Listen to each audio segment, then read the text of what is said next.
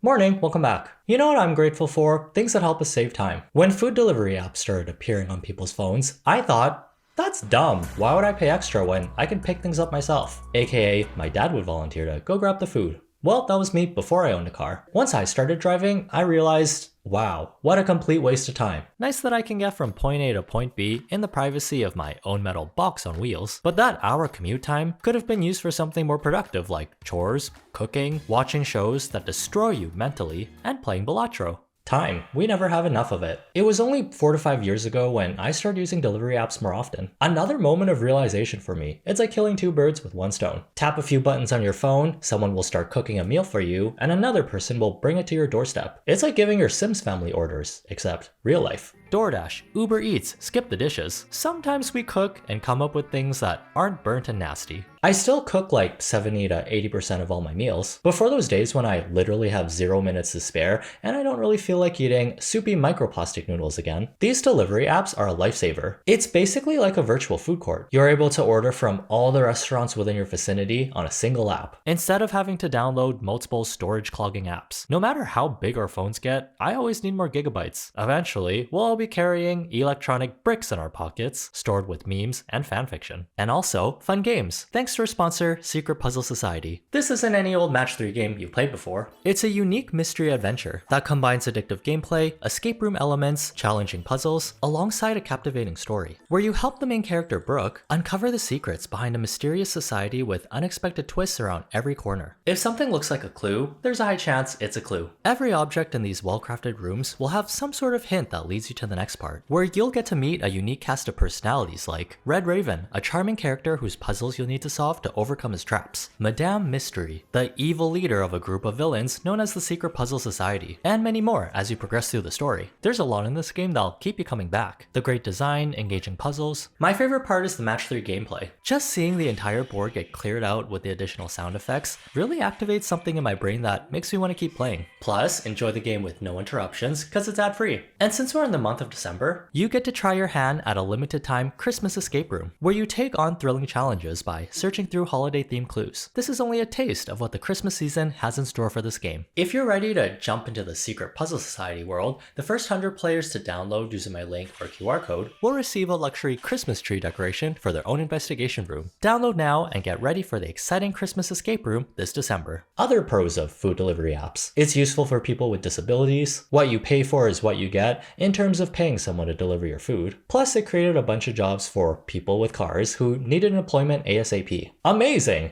Now take all these things, double it, and make it worse. These apps have gone from a boon for humanity during unprecedented times, whatever the hell that means anymore, to why is my food order missing half its items, and from a completely different restaurant? And why does my receipt show I spend more on random fees than the actual food? That's when I start to notice something's off, and it's not the lights in the glow-in-the-dark museum. When you take a look at prices in the app, sometimes the food is more expensive than when you order in person. Which, okay, sure, they're gonna upcharge you a 10% lazy tax. That's fine. But what are these fees that keep appearing every 1 to 2 business years? First, we had the standard delivery rate that would change based on your location. Fair and just. Fair and just? I never watched those Pride and Prejudice people before. If Keira Knightley was here, she would tell these billion-dollar companies to swallow their pride, cause it's prejudice, to charge common folk with a small order fee with a side of regulatory bag fee, topped with express fee, on top of a service fee, on top of a delivery fee, with a dash of an expanded range fee. Regulatory response fee? What exactly are we responding to? A BuzzFeed quiz? The thing is, these apps aren't very forthcoming about what they're doing with all these fees they're milking from you. Or they don't make finding a clear-cut answer easy to find. Sure, you're getting a steal of a delivery fee at just 2 quarters, but what exactly is this $20 worth of taxes and other fees? It'll usually say something like, these fees are meant to provide you with better services. Okay. How exactly? Well, maybe all these fees are for full-time delivery drivers so they can make a livable wage. There's no delivery services if we didn't have people delivering.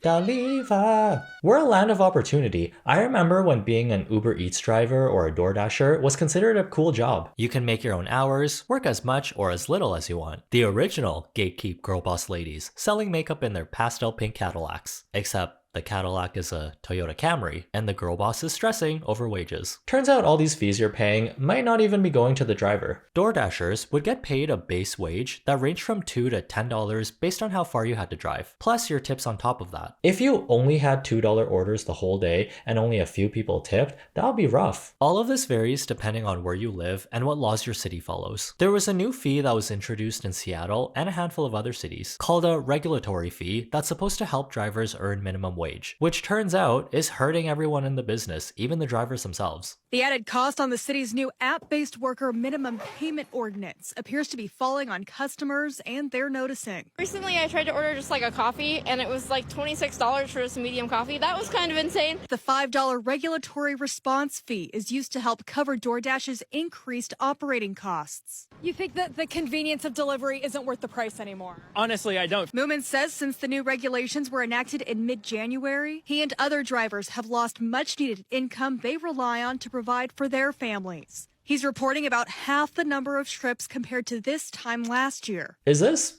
a sitcom I'm watching right now? Silly government trying to help everyone but actually makes everything worse? I'm just speculating here, but I have a feeling these apps are making customers pick up the slack for not paying their workers a minimum wage. Before any of the profits make it to the restaurant, these food delivery apps will reach their meaty little hands into the bag of gold and take a few coins for themselves. You might be wondering, why do restaurants use DoorDash and Uber Eats when they can handle their own delivery and keep 100% of the profits? Well, that costs money and time you might not have when running an entire business. Same with coming up with new technology, like building an exclusive functional food delivery app that you also have to advertise so people will download it. These restaurants are letting food delivery services handle all that back-end stuff in exchange for a portion of their profits. Think of it as selling your wares at a mall that gets thousands of people browsing around every day. You'll get more eyes on your product compared to selling it in front of your own home on the street. These popular delivery apps already cornered the market before businesses even realized they could make their own app. But who wants to download one app per restaurant when it can all be in one? Let me tell ya, it's always the rich middlemen who own everything and can do everything because they're rich. Here's a crazy fact. During the pandemic year, the CEO of DoorDash made $413 million in compensation in the form of stock awards. Anyone know the Addy? Just gonna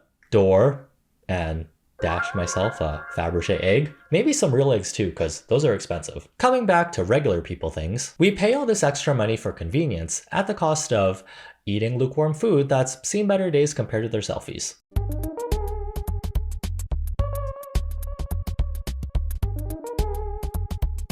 If you've been on the internet for at least 2 years and have gotten scammed at least once in your lifetime, you should know better than to completely trust something you see online. Don't be that Facebook mom who spreads misinformation to all her friends. This image I saw the other day makes me believe in miracles. Does anyone know where and when this happened?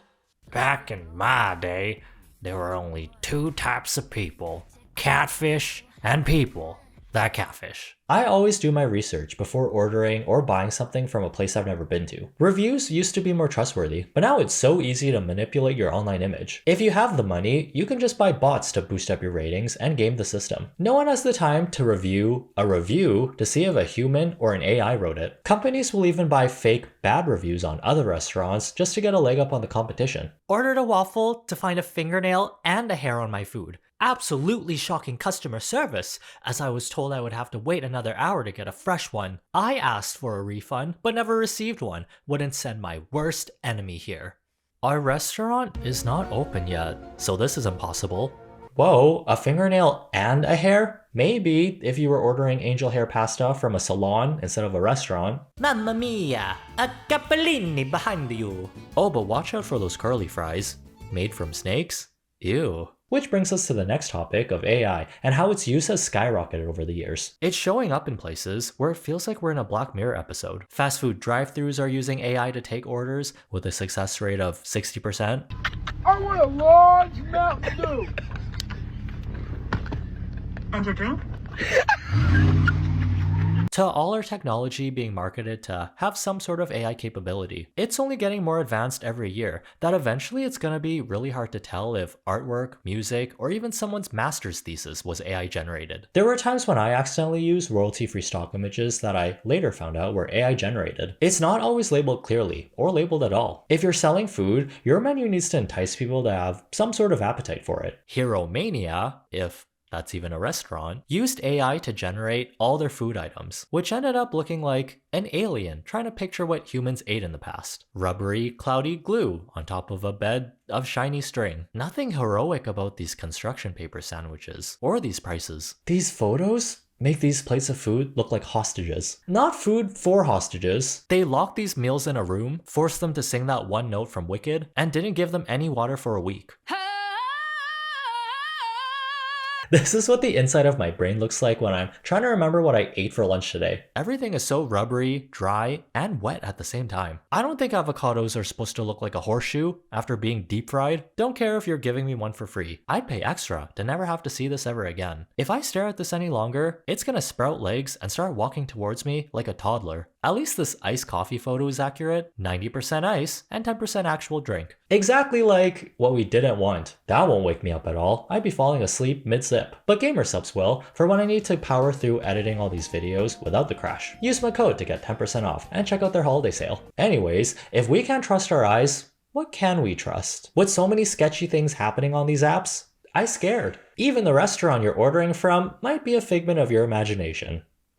Oh boy. There's been a lot of content made on ghost kitchens becoming more popular on DoorDash and Uber Eats, which is when restaurants or big franchises like Chili's, Denny's, IHOP, and Applebee's will masquerade themselves as a different restaurant on these apps. Legally, I don't want to say that this is the exact same sandwich, but my taste buds are saying this is the exact same sandwich. What we are looking at here are 9 sandwiches from 9 restaurants that all claim to be different businesses when you look at them. So when you think you're supporting a new local business called Pasquale's Pizza and Wings, it's actually a teenager in a Chuck E. Cheese costume deep frying your food. Telltale signs you're ordering from a ghost kitchen are when the restaurants have punny names to grab your attention. Thrilled Cheese by IHOP. Cosmic Wings by Applebee's. The Burger Den and the Meltdown by Denny's. Fuck Hot Wings? Who's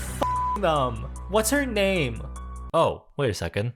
Well, that was a jump scare. Not to be rude, but these names are too unserious for a professional business wanting to last for more than a year. This is leading to people having really bad experiences trying something new. At this point, if it's a place you haven't heard of, check the address on Google. I forgot to do it this one time, and I just literally got the worst and most overpriced breakfast tacos I've ever had from a damn gas station. And I can't believe a building fried this burrito. That really sucks. They wasted a perfectly good order on sketchy food and potential food poisoning. There are laws in place that restaurants have to label themselves as a virtual business if they're operating a ghost kitchen. You know, because of ethical business practices that everyone abides by. But to no one's surprise, the labels are always in the teeniest font at the very bottom of the app. It's just wings. It's just the way we do things. We're stuffing the to-go box, not the marketing budget, no celebrity endorsements, no TV commercials. We can't stand the extra mentality unless it's fries. Oh, brother. No forks, no knives, no napkins. It's just wings. A concept by Brinker International, owner and operator of Chili's and Mangiano's Little Italy. These apps are also really good at gathering your data so they can send you push notifications tailored to your habits. They notice you browsing on the app during lunchtime. Here's a coupon for 20% off lunch orders. They also noticed you order extra food when you watch sad movies. You should check out our subscription service, where you get free delivery on ice cream orders. There have been so many times when I over-ordered because I was hungry, and they just happened to send me a save $10 on a $65 order. I don't need $65 worth of food for lunch, which will probably end up being $85 after fees, tips, and tax. At the end of the day, we're all just monkey brains being manipulated by technology and robots. I don't know, man. Soon we're going to be paying $50 in fees for a burger with a bite taken out of it. Our expectations are going to be so low, we'll start thinking, well, at least they left me with more than half this time. Oh, what's this? Looks like a footprint on the bag. They need to hire a janitor for this virtual food court, because it has not been cleaned in a while. The trays are like stacked to the ceiling. But let's face it, I'm still gonna order food from these apps because I do see the value in them. This video is just oh, so what now? If you enjoyed the content, let me know by giving this video a like, so the YouTube algorithm can get paid in DoorDash credits. Have a good day, try not to be dumb, and see you in the next one. And don't forget to check out Secret Puzzle Society and download the game using my link or QR code.